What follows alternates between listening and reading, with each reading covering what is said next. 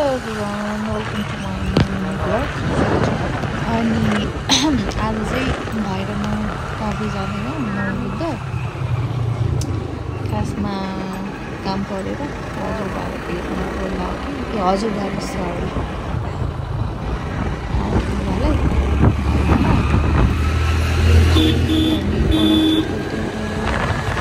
सङ्को आएको कि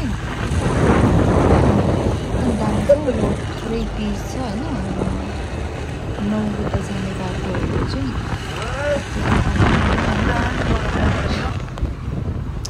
हामी मोस्टलीलाई थाहा हुन्छ नौबुद्ध भनेर खासमा हामी नौबुद्ध चाहिँ जानु लागेको होइन हामी चाहिँ ठुलबालाई भेट्न जानु लाग्यो गाउँमा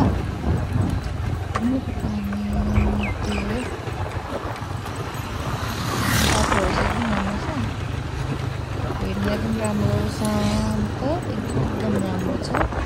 सो तपाईँहरू जानु होला को जानु छ है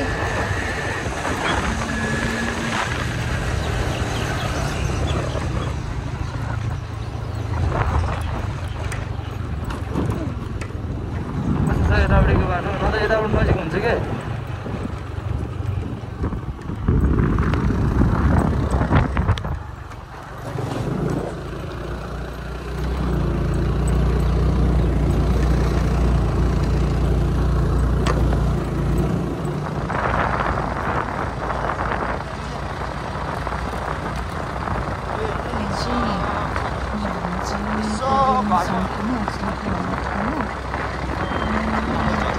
famous सुन्तलाको सिजनमा म चाहिँ इलियन जस्तो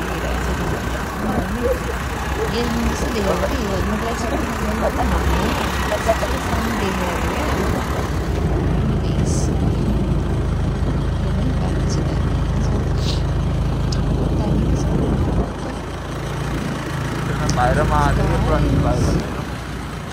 फोटो खिच्दा ठाउँ यहीँ हो यहाँनिर फोटो खिच्दा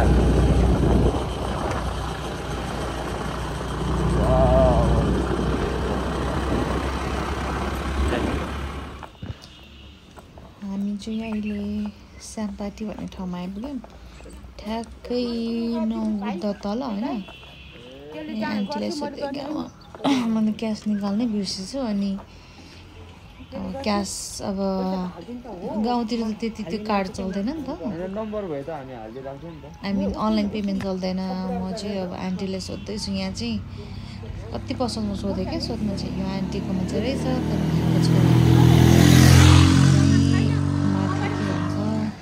कतिखेर आउनुहुन्छ जानुभएको अरे उहाँलाई चाहिँ आउँदैन रहेछ होइन सोधेँ अनि यहाँ पनि सोधेँ अनि फेरि अर्को सपतिर लागेँ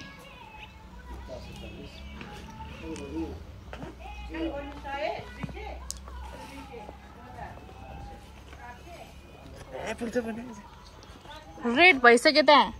देखाएको मात्र हो कि पेट्रोल चाहिँ अनि ट्याङ्की भरि छ अनि अर्को सपतिर लाग्यो हामी चाहिँ अनि उसले सोध्दैछ बाँकी चाहिँ चुइङ्गम किन्न नौबुद्ध छ ए सोध्दैछ होइन हौ त्यो चाहिँ नौबुद्ध हो नौबुद्धको ठ्याक्कै हामी चाहिँ मुनि छौँ होइन उहाँ एकजना माथि आन्टीले गरिदिनु हुँदो रहेछ अनि त्यहाँ गरेर 200 को फेरि पेट्रोल हालेर हामी हिँड्यौँ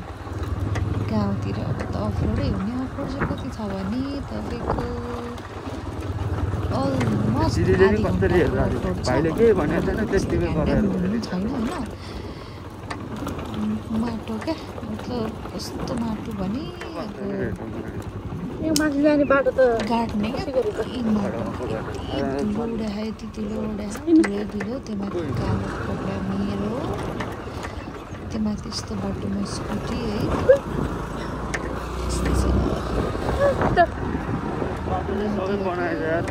केही थिएन यो बाटोहरू सबै लग्यो तल यो बाटोहरू खनिहाल्छ नि अनि मान्छे हिँड्नु पऱ्यो नि त यो पिच गर्न लाग्दो जस्तो छ त्यही भएर बिस्तारै ग्राभल गर्छ अनि पछि पिच गर्छ सब गर्छ नि त्यो पछि त आफै आउँछ बाटोहरू चाहिँ बिच रोड हुन्छ गाइस धुलो पनि छुँदै त्यो हुन्छ नि घिउ जस्तै अनि त्यही हो हामी चाहिँ गाउँ पुग्यौँ ठ्याक्कै गाउँको यो चाहिँ मेन बाटो चौतारा टाइपको बस्ने त छैन अब त्यो भत्केको रहेछ मेरो हालत हेर्नु धुलो यत्रो त्यो भएको छ नि त बाढी पहिरो कगजको घर पुरेको छ कगजको त्यो हेर्नु नि त्यहाँ माथि जङ्गलमा कति पहिरो गएको रहेछ घर कसैको केही छैन बाढी पहिरोले खेतहरू बारीहरू ल यो चाहिँ गाउँ हो अनि ल यो यता हेर्नुहोस् सबै भत्केको रहेछ नै हो अस्ति नको त्यो यस्तो भएको चाहिँ बाढी पहिरोले त्यही हो बिचरा नयाँ बनाएको घर पनि अब त्यस्तै भए मान्छेहरूको त गाउँमा आजकल को बस्छ र होइन यस्तै छ अनि यो ठाउँको नाम चाहिँ अलिकति डिफिकल्ट छ अनि मान्छेहरूले अर्कै पनि सोच्न सक्छ नाम चाहिँ अलिकति अचम्मको छ क्या तर म भन्न चाहेन सो हिँड्यौँ हामी चाहिँ वहाँ पारी पुग्नुपर्ने हो खासमा पुग्यौँ पनि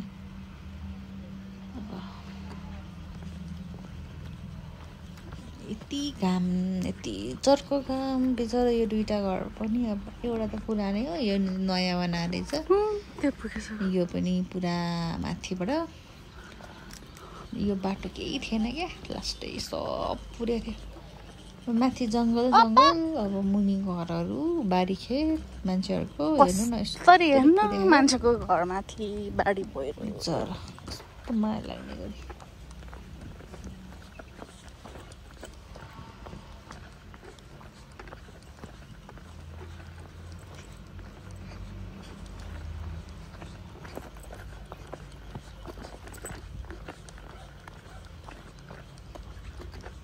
त्यो चाहिँ मन्दिर हो मन्दिर पनि पुरेर पछि उनीहरूले खनेर निकालेको रहेछ के साह्रो अल्लेको हो म त हिँडेँ क्या थाकेर पुरा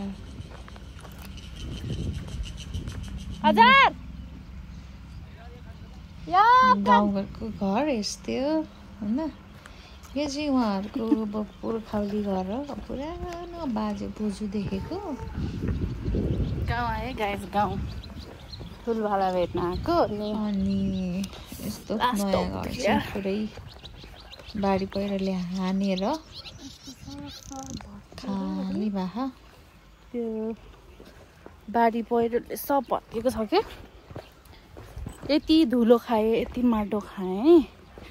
अनि लु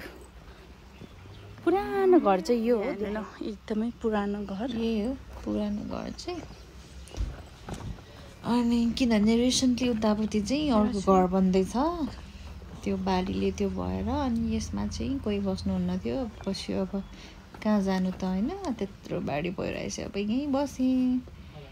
वहीँ हो ठुल्बा उहाँ चाहिँ अपाङ्ग हुनुहुन्छ सानैदेखि हिँड्न त सक्नुहुन्छ तर खुट्टा दुइटै उहाँको चाहिँ त्यो मिल्दैन त्यति हिँड्नलाई अपाङ्गै हो होइन निहुरेर हिँड्नुपर्छ ब्युटिफुल फ्लावर रोज मेरो फेभरेट मरिसकेको बेला कसैले रोज दियो भने आइल बी ह्याप्पी ल गाइस यही हो गाउँ चाहिँ अब सुन्तलाहरू त छैनन् यो चाहिँ बोट मात्रै हो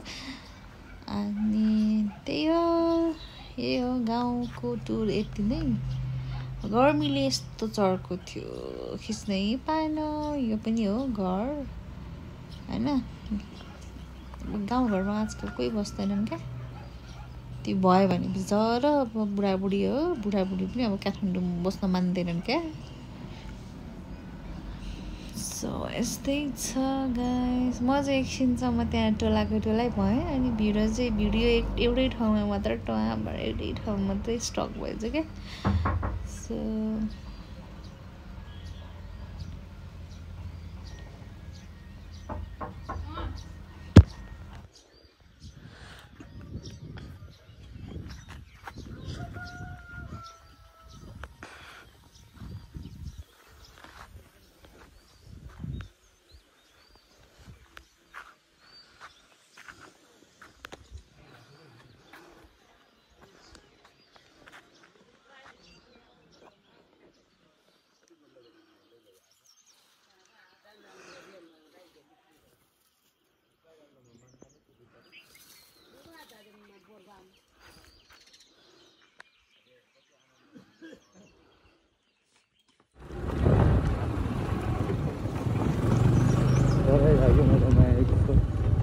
हल्लिरहेको ए बच्चा पो रहेछ क्या डर लाग्यो भने म त डोको किन हल्लिन्छ भनेर के भ्लग पो बनाइरहेको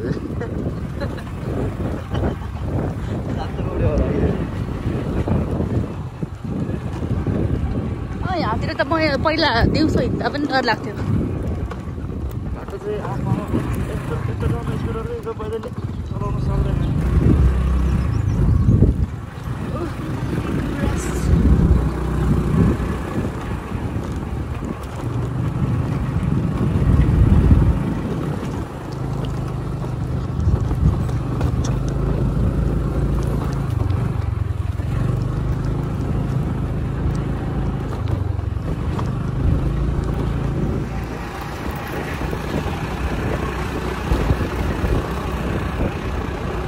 बाबाले मम्मीलाई लडाइदिएको अरे राखेर बाइक भाग्यो अरे हावा कुरा बोलायो